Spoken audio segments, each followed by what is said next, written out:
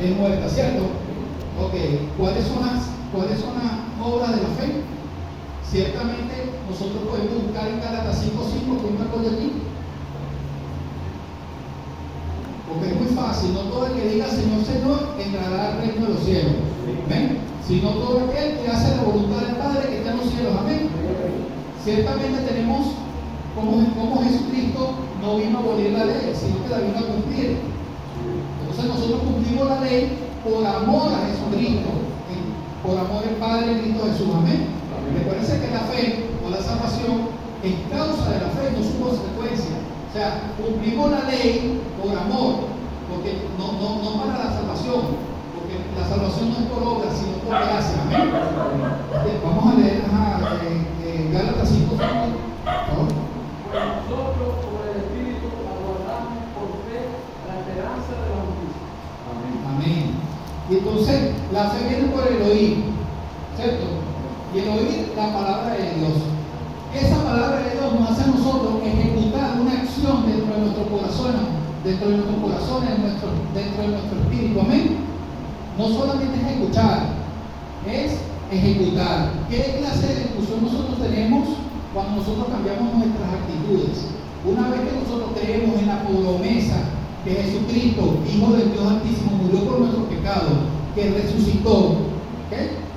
Ya nosotros tenemos que empezar a vivir por fe, viviendo en esa gracia que Él pagó por nuestros pecados. Amén. Amén. De esta manera, el Espíritu de Dios, el Espíritu Santo de Dios, se empieza a manifestar en nosotros a través del fruto del Espíritu. Ayúdenme allí con el fruto del Espíritu. Ya vamos a determinar a través del fruto del Espíritu quiénes en esta congregación tienen fe y quiénes tienen fe sin obra. ¿Okay? El fruto del Espíritu: el amor, gozo, paciencia, mansedumbre, fe, esperanza, templanza, ¿cierto? Okay. Cada una de estas características son las que caracterizan a un verdadero creyente. Un creyente no es una persona que pasa de domingo a domingo en una congregación, sino es una persona, ¿verdad?, que ciertamente se ha manifestado a través de estas características del fruto del Espíritu Santo, que tiene fe en Cristo Jesús. Amén. Amén. La palabra, que es la semilla de Dios, no es dinero, como dicen muchas iglesias por allí, que siembra tu semilla, que paga. No, eso es falso, eso es una herejía, eso es mentira del diablo, siempre lo reprenda. La semilla es la palabra de Dios. Una vez que uno recibe la palabra de Dios, se le empieza a manifestar a uno a través del Espíritu Santo ese crecimiento en la congregación, ese crecimiento espiritual, que es la comunión que nos hace tener fe en Cristo Jesús, ¿verdad?, a diario. ¿Cuántos tienen comunión aquí con Jesucristo a diario? ¿Cuántos oran el Padre Nuestro? ¿Cuántos oran? ¿Cuántos oran por los pastores? Yo oro por pastores que ni conozco, para la gloria de Dios. Para la gloria de Dios, porque son personas que son puestas por el Espíritu Santo para que nos ministre. ¿Ves? Y si yo tengo fe en la palabra de Dios, tengo que tener fe en que esa persona que nos está dirigiendo a nosotros dentro de las congregaciones son líderes puestas por el Espíritu Santo para que nos ministren. Amén. Amén. Ayúdenme aquí un momentico a buscar Santiago 1:2. ¿Quién vive? Cristo. 1:2, sí. Hermanos míos, tened consumo gozo cuando vayáis en diversas pruebas. Amén. Es importante saber y conocer y entender que aquí nosotros como cristianos tenemos que pasar aflicciones. En el mundo tendréis aflicciones, dice la palabra de Dios, ¿cierto? Pero todo lo podemos en Cristo que nos fortalece. La fe que nosotros tenemos que poseer es para soportar esas pruebas. La fe de nosotros no es una fe de que el Señor te va a dar una camioneta, que el Señor te va a dar una empresa, que el Señor te va a bendecir, que el Señor no va a dar. El simple hecho de que ya recibimos a Jesucristo en nuestros corazones, ya nosotros somos benditos. Amén. Amén. Nosotros solamente tenemos que buscar el reino de Dios, su justicia, y todo lo demás vendrá por añadidura. Nosotros tenemos que entender y obedecer la palabra de Dios. Él conoce todas nuestras necesidades. Él conoce todas nuestras necesidades. Entonces, nosotros lo tenemos que buscar, acercarnos a Jesucristo, acercarnos al Padre, con una fe de que no, yo tengo fe que Dios me va a dar mi carro. Yo tengo fe que Dios me va a dar la casa. Yo tengo fe de que Dios me da un trabajo.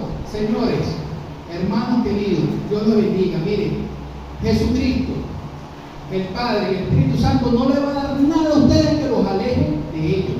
Jesucristo de repente y el Padre y el Espíritu Santo no le da una camioneta porque de repente se olvidan de venir a la congregación en la noche. No le da una casa porque de repente, bueno, tienen que limpiar la casa el domingo en la mañana, no pueden venir. ¿Entiendes? Entonces, ¿qué es lo que sucede? Dios Todopoderoso no le va a dar ninguna cosa material que los aleje de su presencia. ¿Amén? Nosotros tenemos que buscar son las cosas de arriba y todo lo demás meter por añadidura. Él conoce las necesidades de nuestro corazón. Nosotros tenemos que tener consciente que la palabra de Dios dice: si tener vestido y sustento, estar contento con eso. Amén. Tenemos que saber vivir en lo poco, vivir en lo mucho. Y en las diversas pruebas que nosotros nos sucedan semanalmente, porque eso es a diario, semanal. A mí de repente yo estoy tranquilo y bueno, y el enemigo, bueno, el Señor lo reprenda, viene y me abate completamente. No es una paliza, me hace, bueno, con la rodilla me da en el piso, no me deja ni levantarme. Pero es para la gloria de Dios, porque la prueba genera paciencia, ¿cierto? Y la paciencia es una de las características del fruto del Espíritu. Entonces, si yo tengo fe en Cristo Jesús, yo tengo que sujetarme a que en la palabra, en el mundo tendré aflicciones. ¿Amén? Pero todo lo puede en Cristo que me fortalece. Si yo creo en esa palabra, que todo lo puede en Cristo que me fortalece, esa fe que yo tengo en Cristo Jesús me va a permitir a mí levantarme de nuevo. Un verdadero cristiano no se queda en el piso, por muchas pruebas, por muchas aflicciones que tenga. Recuérdense lo que pasaron los mártires, los primeros apóstoles. Yo siempre le digo ahorita por aquí a muchos: eres apóstol, bueno, vive como tal, y muere como tal. Mueren torturados, mueren encarcelados, mueren mutilados. Ciertamente es así. Entonces nosotros tenemos que estar dispuestos, porque esto es mentira, que esto se va a arreglar, Señor. Hermanos, les digo con la palabra y con la certeza que el Espíritu me puede decir en este momento, que esto no se va a arreglar. Pero nosotros en Cristo Jesús tendremos tiempo de refrigerio. El país se puede estar cayendo en idolatría, en maldiciones sexuales, en corrupción, pero nosotros tenemos una paz que sobrepasa todo entendimiento. Amén. Esa paz nos la otorga ¿quién? El Espíritu Santo. Amén. Pero primeramente tenemos que buscar el reino de Dios. Ese reino de Dios que nosotros tenemos en nuestros corazones es la que nos hace eficaz esa paz en Cristo Jesús. O sea, si Cristo venció, nosotros también podemos vencer en Cristo Jesús. Amén. Esa es la palabra de la fe. La fe, vivamos la fe, cumplamos los mandamientos por fe, porque la fe y los mandamientos que nosotros cumplimos es por las causas, no sus consecuencias. No hay nada que podamos hacer. En el mundo siempre vamos a tener debilidades. ¿Qué es un pecado? Una debilidad. Siempre vamos a tener debilidades. Eso es mentira que nosotros vamos a ir para un encuentro, que para un retiro espiritual. No, vale. Ore todos los días. Todos los días tienes que orar. Todos los días.